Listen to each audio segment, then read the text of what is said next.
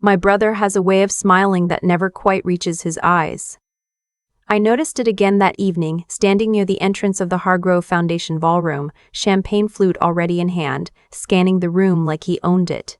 He didn't own it, but he'd spent 32 years practicing that look. I was carrying a tray of water glasses toward table 7 when he spotted me. He didn't say anything right away, just watched, and then the corner of his mouth pulled up, slow and deliberate, the way it always did when he was about to say something he'd been saving. Evie. He said my name like it was a punchline. I had no idea you were working tonight. My full name is Evelyn. Nobody calls me Evie except him, and he only uses it when he wants me to feel small. I kept walking. I'll be out of your way in a second. No. Stay. He turned to the woman beside him, someone I didn't recognize, pearls and a red dress, and said, "This is my sister. She's one of the servers tonight." He said it with this particular warmth, the kind that sounds generous from the outside but lands like a thumbtack. "Isn't that something?"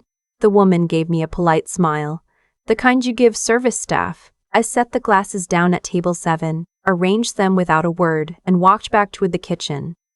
What my brother didn't know, what nobody in that room knew except for 2 people I hadn't spoken to in almost 3 years, was that I wasn't there to serve water. I need to back up. Before that night, before the tray and the uniform in the ballroom, there was a Thursday afternoon in October when I got a phone call from a number I didn't recognize. I almost didn't answer. I was between shifts at the actual restaurant job I'd been working since my discharge, and I was tired in the specific way that doesn't go away with sleep. I answered anyway. The voice on the other end was a woman's. Clipped, efficient, familiar in a way I couldn't immediately place. "Evelyn Marsh?" Speaking. "This is Deputy Director Carver, Naval Intelligence Investigations. We need to speak with you in person." I sat down on the edge of my bed. Deputy Director Carver. I knew that name. Everyone who'd worked counterintelligence out of the Norfolk field office knew that name. She'd been the one to sign off on my unit's operational parameters back when I was still running signals intercepts.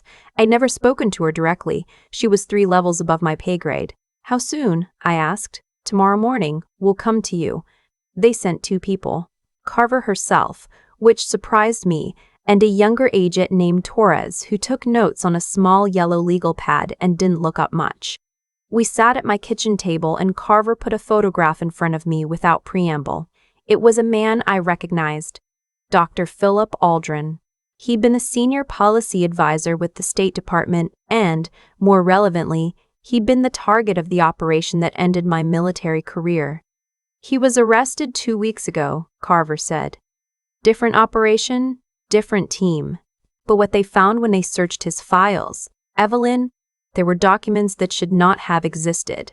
Records of correspondence that pointed back to someone inside the Hargrove Foundation's annual diplomatic reception. 3 years ago." I looked at the photograph. I looked at Carver. "You know what I'm talking about," she said. It wasn't a question. I did know. 3 years ago, I had been the one who flagged Aldrin.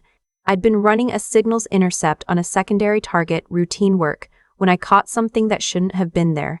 A financial routing pattern. Offshore accounts connected to a shell company connected to a contact inside the diplomatic corps. The trail was thin, but it was real, and I'd brought it to my supervising officer. 2 weeks later, I was pulled from active duty. The official reason was a procedural violation. I'd accessed files outside my cleared scope during the investigation. Which was technically true. I'd gone looking for corroboration on my own, without authorization, because I was 26 years old and certain and too impatient to wait for the approval process. I was discharged, administratively, not dishonorably, but enough to close the door. The investigation into Aldrin went nowhere. The case was handed off, reassigned, quietly set aside. Or so I thought. "We believe Aldrin had an active contact at this year's Hargrove reception," Carver said. "Same event, same venue. The Foundation holds it annually, you know this. The contact has been passing physical documents. Low tech, low profile. Our signals team can't get close enough without burning the operation."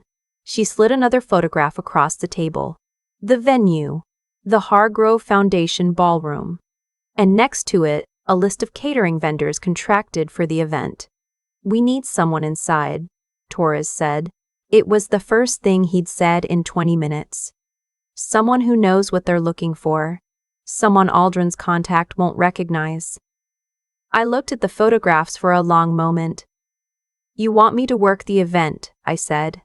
"Catering staff," Carver said. "2 other operatives will be there. You won't be alone. But you're the one who originally identified the routing pattern. You know what the financial signatures look like, and we believe the contact may attempt a handoff that evening. A physical drive, possibly embedded in something mundane. We need eyes that can identify the moment. And if I find it, signal Torres. He'll be at the bar. The team moves in." I looked at the list of catering vendors. "Why me?" I said. "Officially." Carver was quiet for a moment. "Then, because 3 years ago you were right, and the way your case was handled was not how it should have gone." She didn't elaborate. She didn't need to. "This is not reinstatement. This is a consulting arrangement.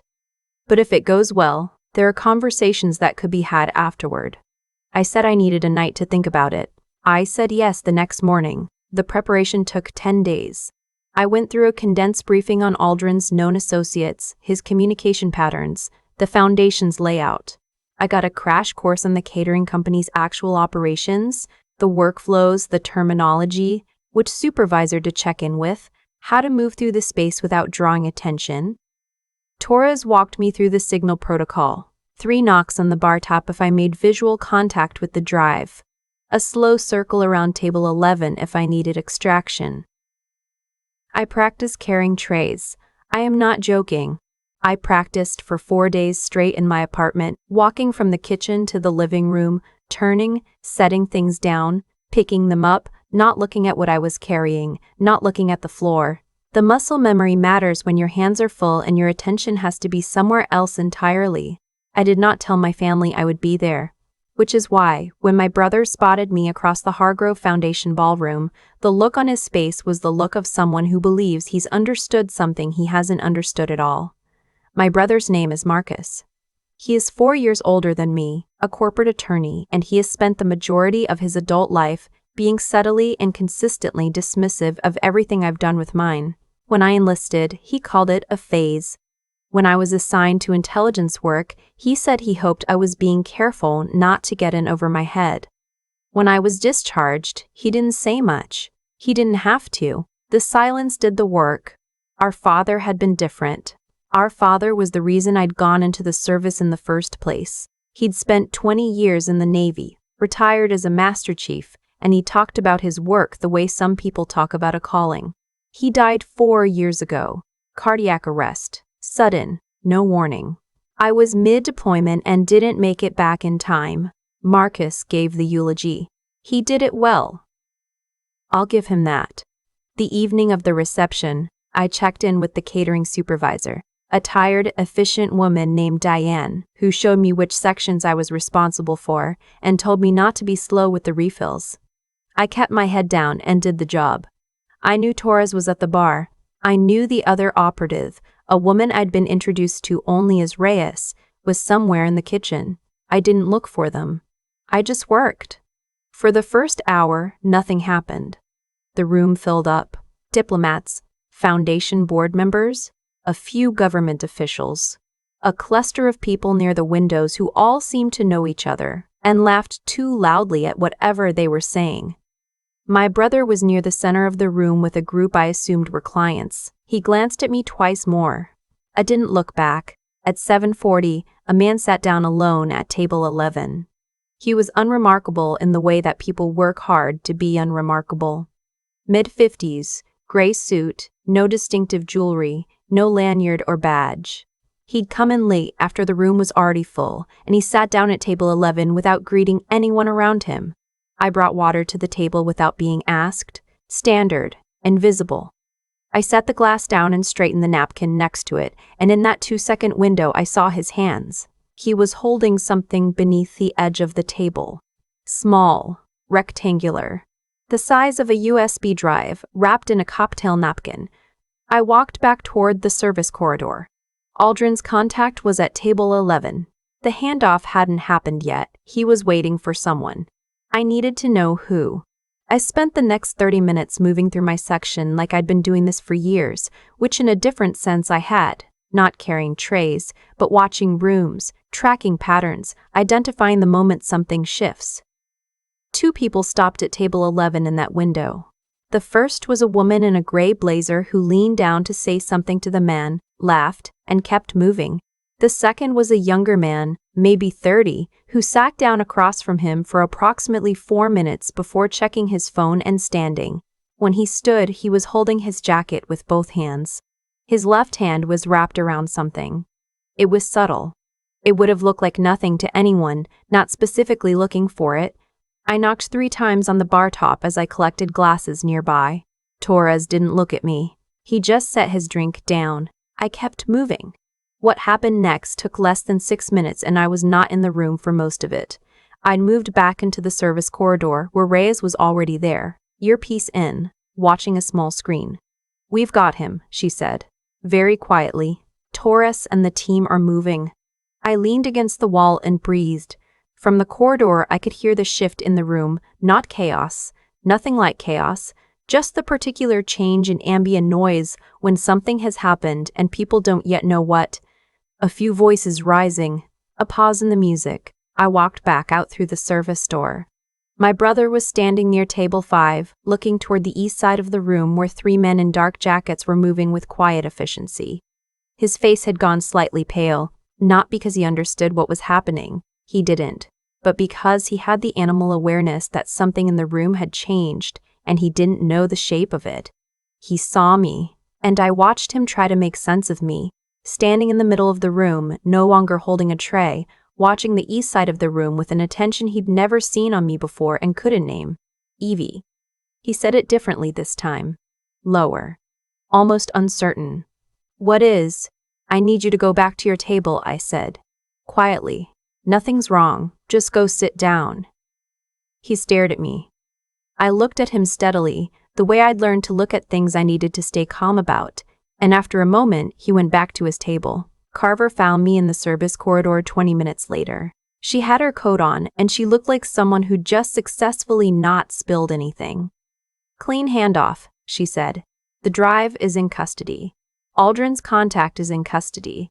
The woman in the gray blazer is being brought in for questioning. She may be secondary." She paused. "Good work tonight." I nodded. I was still running on adrenaline, and I didn't trust my voice entirely. "The conversations I mentioned," she said. "They can start next week if you're available." "I'm available," I said. She left. I changed out of the uniform in the staff bathroom and folded it neatly and left it on the counter.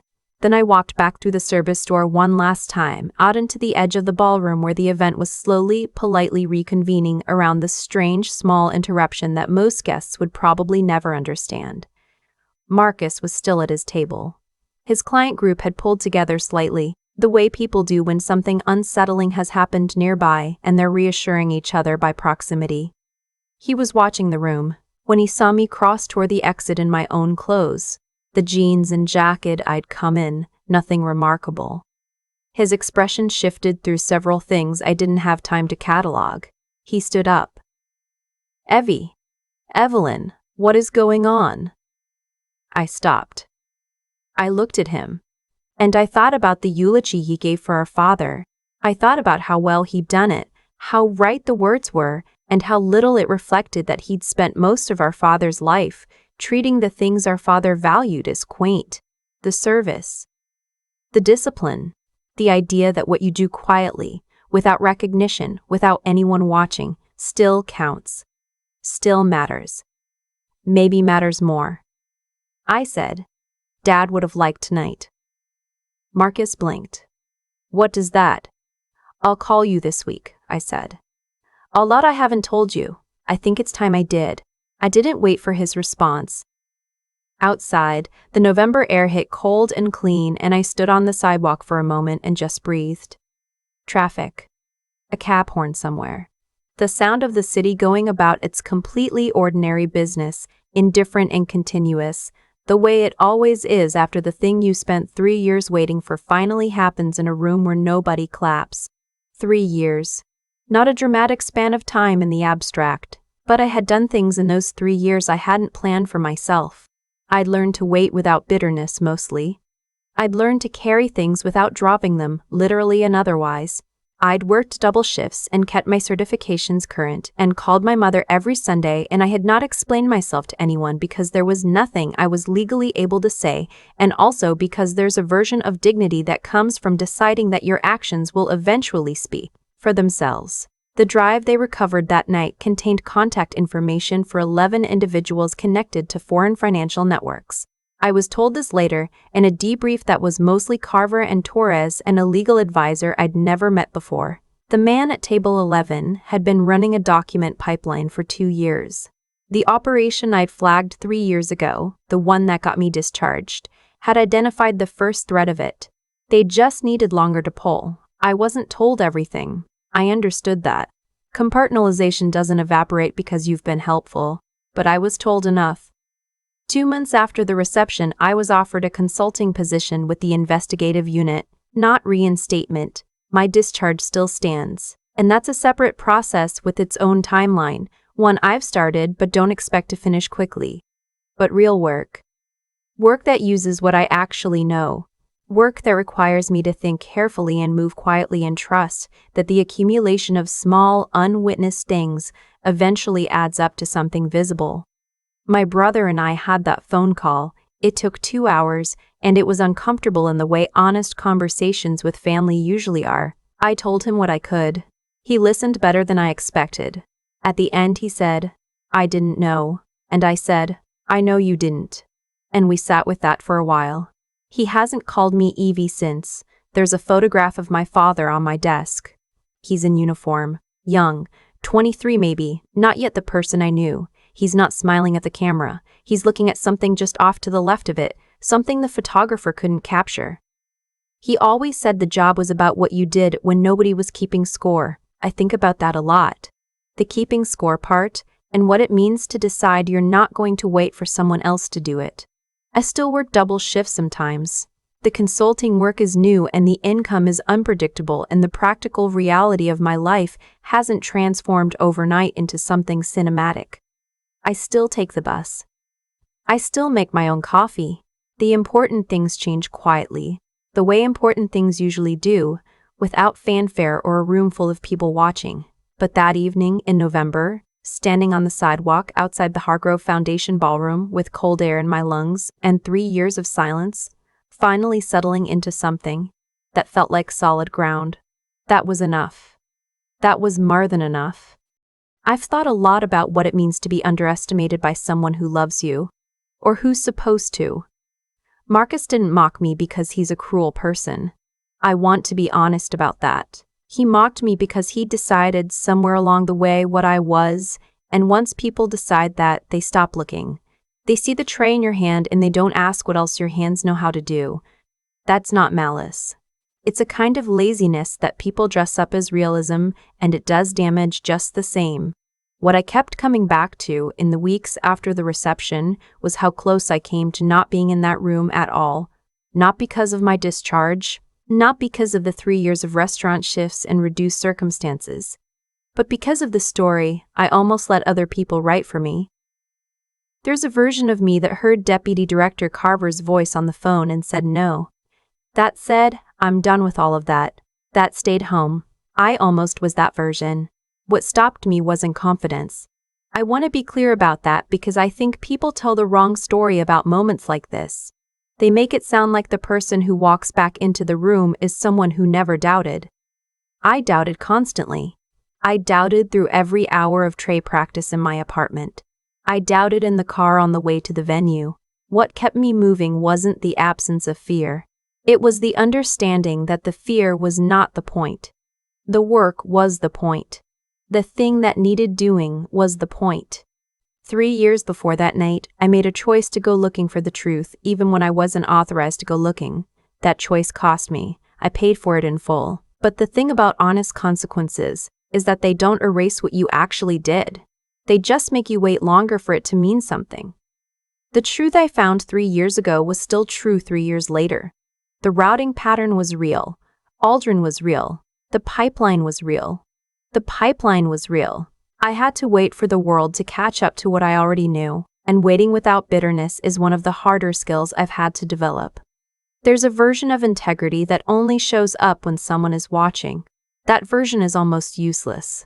The version that matters is the one you maintain in the years when nobody is watching, when there's no audience for your competence, when the only person keeping score is you. I worked those restaurant shifts honestly. I kept my certifications current for a job I didn't know if I'd ever do again. I called my mother. I did not explain myself because I couldn't, and also because explanation felt like asking for something I hadn't earned yet. What I've come to understand is that intelligence, real intelligence, not the credentialed kind, is mostly just the willingness to keep looking at something after everyone else has looked away. And character is what you do with what you see. You can know the right thing and still not do it. You can have every skill and still choose to be small. The knowing is necessary, but it isn't sufficient. The doing is what counts. Marcus and I are still figuring each other out. It's slow and it's real, and some conversations are easier than others. He said, I didn't know, and I believe him.